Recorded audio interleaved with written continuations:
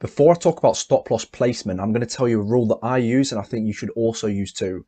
I definitely recommend you use this. So the rule is that you do not hold a trade through a new session open. So in other words, once your session closes, you also close your trade out. I never ever hold a trade past the session that I'm trading. Now, there's two reasons for this. The first one is that once the session ends, a new one opens, whether it's US or Asian, because we don't trade Asian session, but after US, it is Asian session. So if you're trading US, you do not want to hold your trade past US session, because once a new session comes, there's new bankers with new ideas who come into the market, and they could choose to push price in the complete opposite direction.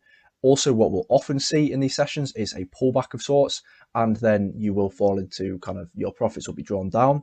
So if you haven't already taken your profits by the end of the session, then you should definitely be taking it. This applies to London as well. So if it gets to 1 p.m.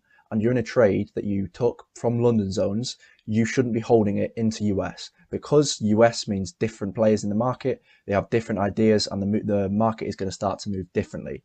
And the next point is that you're only going to be trading one session pretty much, and you don't want to be holding it whilst you're not on your charts. You want to be able to see your trade whenever you need to. So if you're trading in US and you're thinking of holding your trade for our Asian, just absolutely not, because you're not going to watch it for our Asian, and we don't trade Asian anyway. And if you trade London session but not US, you don't want to let it run throughout US because you are a London trader. So the first rule, before I tell you about actual placement, is that I never ever hold trades past the session that I took them in. But now on to where I actually place the stop loss.